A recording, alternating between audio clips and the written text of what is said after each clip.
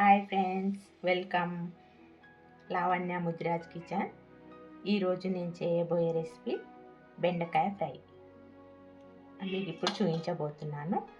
పావు కేజీ బెండకాయలు, 7-8 పచ్చిమిర్చి, కొద్దిగా కొత్తిమీర నేను మంచిగా శుభ్రంగా కడిగి తుడిచి ఆరబెట్టి పెట్టుకొని కట్ చేశానండి. ఇప్పుడు ఫ్రై చేసుకున్నాను. ఇప్పుడు ముందుగా బాండి పెట్టుకొని స్టవ్ ఆన్ చేసుకొని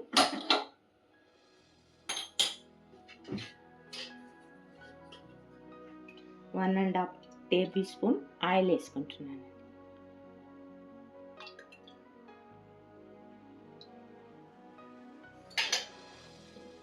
నేను ఉల్లిపాయ వేసుకోవడం లేదండి, ఎందుకంటే మనకు బెండకాయ క్రిస్పీగా రావాలి అంటే ఉల్లిపాయ వేస్తే మెత్తగా వచ్చేస్తుంది. అందుకు నేను కడక్ రావాలని ఉల్లిపాయ వేయట్లేదు.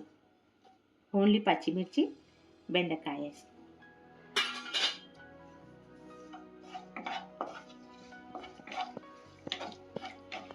కొద్దిగా మిర్చి ఫ్రై అయిన తర్వాత అప్పుడు బెండకాయ వేస్తాను. పచ్చిమిర్చి కొద్దిగా ఫ్రై అయిన తర్వాత ఇప్పుడు బెండకాయ వేసుకోవాలండి.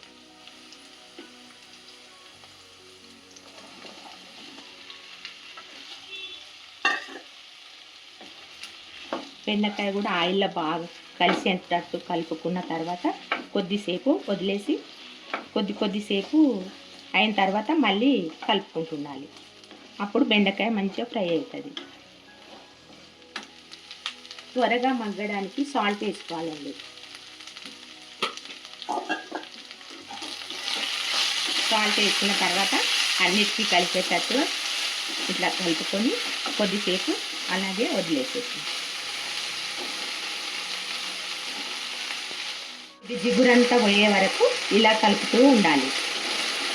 కొద్దిసేపటికి కలుపుతూ ఉంటే దీంట్లో ఉన్న జిగురంతా అయిపోతుంది.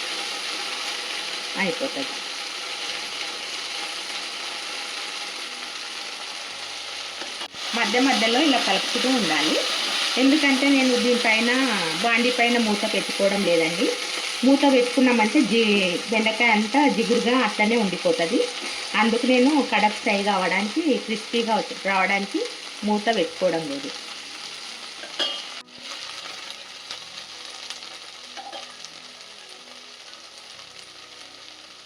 కొద్దిగా కొత్తిమీర వేసుకోవాలి. ఆయిల్లో కొత్తిమీర కూడా ఫ్రై చేసుకుంటాను.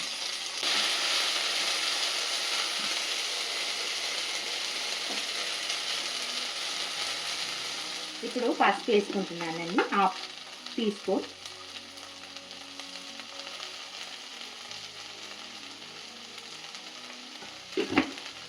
ఇంకా కారం వేయడం లేదండి, ఎందుకంటే పచ్చిమిర్చి వేసుకున్నాం కదా, దీనికి కరెక్ట్ సరిపోతుంది. ఫ్రై కదా, పచ్చిమిర్చి వేస్తేనే బాగుంటుంది.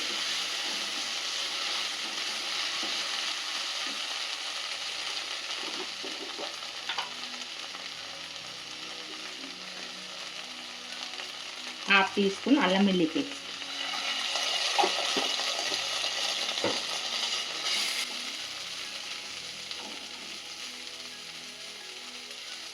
ఇట్లా పొడిగా వస్తుందండి. ఉల్లిపాయ వేసుకుంటే అంత ముద్దలా వచ్చేస్తుంది. అందుకే ఇది ఫ్రై కదా, ఉల్లిపాయ వేసుకోవడం లేదు.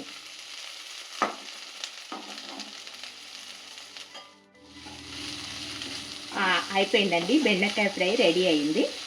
ఇప్పుడు స్టవ్ ఆఫ్ చేసుకుంటున్నాను. ఇంతే సింపుల్ రెసిపీ, మీరు కూడా ట్రై చేయండి. ఎంతో గుమగుమలాడే బెండకాయ ఫ్రై రెడీ.